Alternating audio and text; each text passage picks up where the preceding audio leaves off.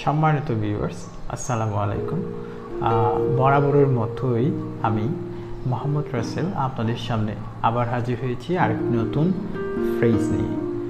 আমাদের আজকের ফ্রেজটি হবে খুবই সহজ এবং প্রতিনিয়তই প্রতিটা মুহূর্তে আমরা এই ধরনের ফ্রেজ বা এই কথাগুলো আমরা শুনি। তো আজকে যে ফ্রেজটি আমি বলবো সেটি আমরা কোন সময় বলে থাকি বা কোন সময় শুনে থাকি। যখনই আমরা কোনো সময় ফেইলিওর হই বা কোনো সময় আমরা যখন উই গেট ডিপ্রেসড, যখনই আমরা ডিপ্রেসড হই বা হতাশ হয়ে পড়ি, আশাহীন হয়ে পড়ি, ঠিক সেই সময়ে অনেক প্রিয়জনরা বা আমাদের শুভাকাঙ্ক্ষীরা আমাদের এই ধরনের ফ্রেজ বলে ইন্সপায়ার করতে ট্রাই করে। তো আমরা কবিতার সুরে রবীন্দ্রনাথের একটি কবিতার কথা মনে পড়ে গেল। সেটি হলো দুটি লাইন, যে দুটি লাইন আমার এই ফ্রেজের সাথে, আজকের এই ফ্রেজের সাথে মিলে যায়। সেটি হলো, মেঘ দেখি তুই করিস নে বয়, আড়ালে তার সূর্য হাসে। তার মানে প্রত্যেকটি খারাপ সময়ে দীর্ঘদিন বা দীর্ঘ সময় আমাদের লাইফে স্থায়ী হয় না, বা সব সময় দুঃখ বা সব সময়ই হতাশার মুহূর্ত থাকবে বা সব সময়ই দুর্যোগ মুহূর্ত থাকবে এমনটা নয়। দুর্যোগের পরে আসে সুসময়। তো আমরা ঠিক এই জাতীয় সমজাতীয় সেন্টেন্সকে কিভাবে ইংলিশে বা ইংরেজিতে বলবো, আজকে আমি সেই বিষয়ে বলবো।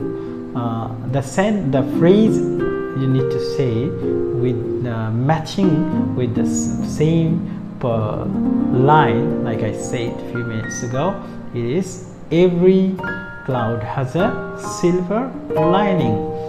আপনার জীবনের সাথে যেই যতই দুর্যোগ বা যত খারাপ সময় আসুক না কেন, আপনার জীবনে যত খারাপ সময় আসুক না কেন, প্রত্যেকটি খারাপ সময় বা দুর্যোগের পরে রয়েছে কোন একটি সুখের সময় বা সুদিন।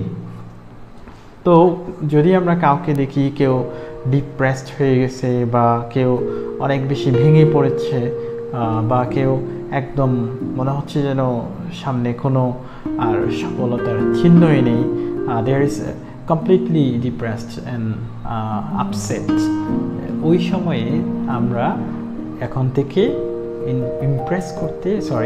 ওই সময় আমরা এখন থেকে ইন্সপায়ার করতে বা এনকারেজ করতে আমরা এই ফ্রেজটি ব্যবহার করব, every cloud has a silver lining.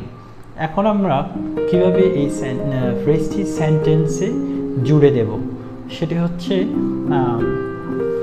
আমরা বলতে পারি যে do not be so worried because every cloud has a silver lining, and every cloud has a silver lining, we can say this way, and we can say that there is no way to be upset, don't be so depressed, you know that every cloud has a silver lining. তো আমরা এখন থেকে ঠিক এভাবে আজকের ফ্রেজটি আমরা কাউকে inspire করতে বা এনকারেজ করতে ব্যবহার করব। আশা করি আপনাদের সকলের ভালো লেগেছে। নেক্সট টাইম আমরা আরেকটি ফ্রেজ নিয়ে আসবো, আপনাদের সামনে আসবো। ততক্ষণ পর্যন্ত ভালো থাকবেন। Stay with us, stay in touch, and stay safe, stay home. Thank you very much.